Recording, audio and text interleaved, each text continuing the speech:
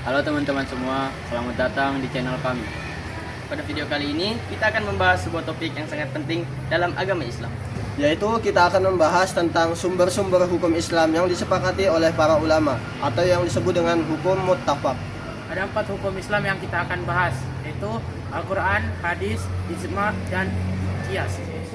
Teman-teman, sumber hukum Islam yang pertama dan yang menjadi landasan dari segala landasan adalah Al-Quran. Secara sederhana, Al-Quran adalah firman atau kalam Allah Subhanahu wa Ta'ala yang diturunkan kepada Nabi Muhammad SAW melalui perantara malaikat Jibril. Al-Quran diturunkan dalam bahasa Arab dan sampai kepada kita secara mutawatir. Artinya diriwayatkan oleh sangat banyak orang dari generasi ke generasi, sehingga keasliannya mutlak terjamin dan tidak mungkin ada kebohongan di dalamnya. Sumber hukum Islam yang kedua adalah Al-Hadis, atau sering juga kita sebut As-Sunnah. Hadis adalah segala sesuatu yang disandarkan kepada Nabi Muhammad SAW, baik berupa perkataan, perbuatan, maupun ketetapan. Hadis ini berfungsi sebagai penjelas bagi Al-Quran. Para ulama mengelompokkan fungsi hadis menjadi 3. Pertama, bayan at-takrir, artinya memperkuat hukum yang sudah ada di dalam Al-Quran. Kedua, bayan at-tafsir, ini yang paling sering kita temui, yaitu merinci dan menafsirkan ayat Al-Quran yang sifatnya masih umum. Ketiga, bayan at-tasri', yaitu menetapkan hukum baru yang tidak disebutkan secara rinci di dalam Al-Quran. Jadi Al-Quran, hadis adalah 2 hal yang tidak bisa dipisahkan. Sumber hukum yang ketiga menjawab persoalan itu, yaitu ijma. Apa itu ijma? Ijma adalah kesepakatan seluruh ulama mujtahid, ahli ijtihad pada suatu masa setelah wafatnya Nabi Muhammad SAW atas suatu hukum syara. Sederhananya ini adalah konsensus para ulama. Dasarnya adalah firman Allah di surat An-Nisa ayat 115 yang pada intinya melarang kita mengikuti jalan selain jalan orang-orang mukmin.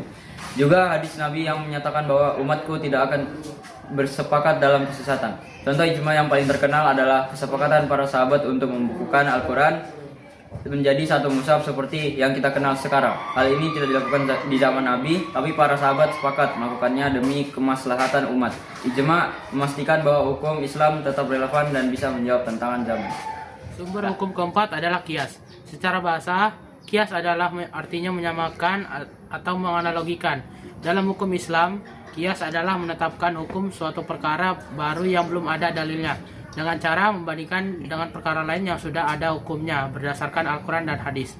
Karena keduanya memiliki kesamaan ilat atau sebab hukum. Biar gampang, kita bedah pakai 4 rukun qiyas. Asal, kasus lama yang sudah ada hukumnya. Far'un, kasus baru yang belum ada hukumnya. Hukum dari kasus lama. Ilat, sebab hukumnya. Apa sebab khamar diharamkan? Karena memabukkan. Karena narkotika, kasus baru juga mempunyai ilat yang sama, yaitu memabukkan. Maka hukumnya disamakan dengan khamar, yaitu haram. Inilah yang disebut qiyas. Jadi qiyas ini adalah jembatan untuk menjawab masalah-masalah modern.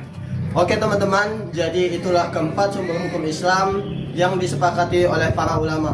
Demikian dari kelompok kami. Wassalamualaikum warahmatullahi wabarakatuh.